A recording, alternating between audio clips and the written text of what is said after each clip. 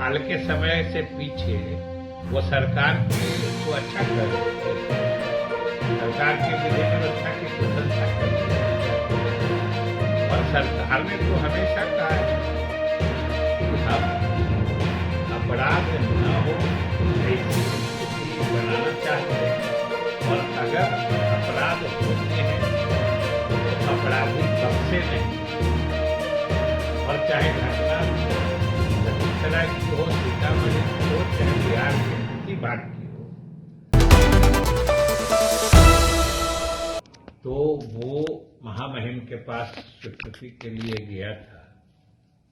तो यह प्रसन्नता की बात है और सरकार को खुशी है कि राज्यपाल महोदय ने अपनी सहमति दे दी है, और अब सरकार तत्काल इस संबंध में अधिसूचना जारी करके तत्काल इन कानूनों के हिसाब से आरक्षण के प्रावधानों को लागू करेगी, चाहे वो सरकारी नौकरियों में आरक्षण का मामला हो या शैक्षणिक संस्थानों में आरक्षण का मामला हो।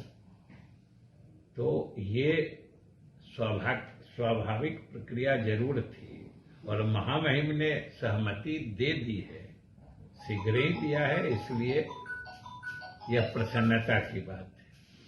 और सरकार के लिए सबसे अधिक प्रसन्नता की बात जो है कि जातीय गणना जिस प्रकार से सरकार ने सफलतापूर्वक संपन्न किया, और आप सब जानते हैं, पूरे बिहार के लोग ही नहीं, संपूर्ण देश के लोग जानते हैं कि आज तक देश में इस तरह की प्रक्रिया इतने विस्तृत तरीके से कभी पूरी नहीं की गई थी।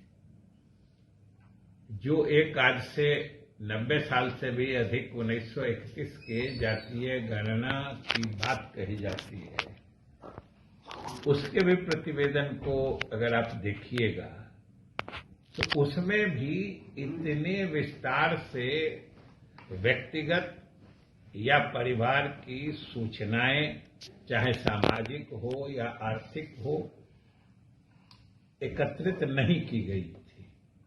लोग आ गए हैं जिसमें से 3 लोगों की स्पॉट डेथ है, कहा जा रहा है कि जिलाधिकारी उस गाड़ी में बैठे हुए थे, मधेपुरा की घटना है। ये तो आप ही लोग स्वयं बता रहे हैं कि ये दुर्घटना है, एक्सीडेंट। तो इसलिए एक्सीडेंट हुई है तो पीड़ित परिवारों को जो सरकारी प्रावधान है उसके तहत निश्चित रूप से उनको मदद करने की व्यवस्था की जाएगी, और दुर्घटना नहीं हो इसके लिए सबों को सचेत रहना चाहिए, चाहे वो सामान्य नागरिक हैं या अधिकारी हों। सीतामढ़ी में जहरीली शराब से मौत का भी मामला लेकर के बीजेपी हमलावर है।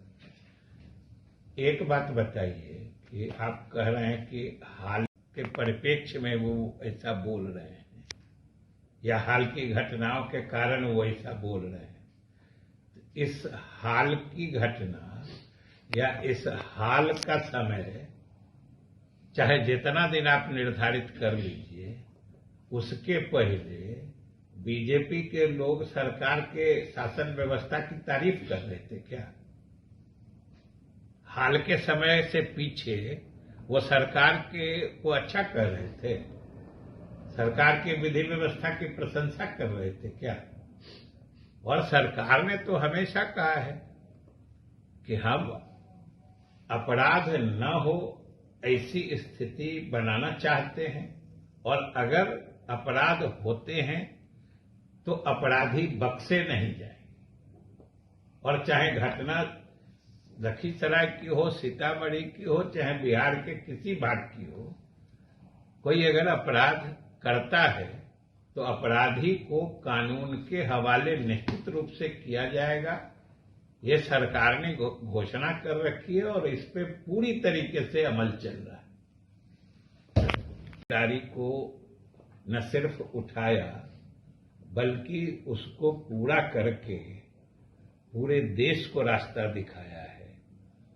और अब तो उसके अगले कदम के रूप में जो उसके आंकड़े आए, और चाहे अनुसूचित जाति जनजाति की बात हो, अति पिछड़े पिछड़े वर्ग की बात हो, या सामान्य वर्ग में जो गरीब परिवार है उनकी बात, सबों की पहचान की गई है। और ये आंकड़े प्रामाणिक हैं। ये भी कई चीजों से अब तक स्पष्ट हो चुका है। अब उसके अगले कदम के रूप में जो उनका आरक्षण का दायरा बढ़ा है, अब सरकार, जैसा कि मुख्यमंत्री ने घोषणा कर रखी है कि हर जात के गरीब लोगों की पहचान हुई है, कोई वर्ग इससे छूटा हुआ नहीं है। हर जात के, चाहे ऊंची जात के लोग हों, पिछड़ी जात के लोग हों, या अल्पसंख्यक समाज के लोग हों, उसमें से भी जो गरीब लोग हैं उनको और उनके परिवारों को चिन्हित किया गया है, और उनके भी आर्थिक उत्थान की योजना बनाई जाएगी, जैसा कि मुख्यमंत्री ने बराबर स्वयं कहा है, सदन में भी कहा था। तो अब अगले कदम उस तरफ बढ़ेंगे, और आज महामहिम ने स्वीकृति दे दी है। यह सभी के लिए प्रसन्नता की बात है, और खास तौर से बिहार के गरीबों को खुशी होगी कि मुख्यमंत्री नीतीश कुमार ने जो उनकी सही संख्या पहचान कर और सही प्रतिशत का निर्धारण कर उनके फायदे के लिए जिस चीज की कल्पना की थी, वह अब पूर्ण रूप से साकार होगा।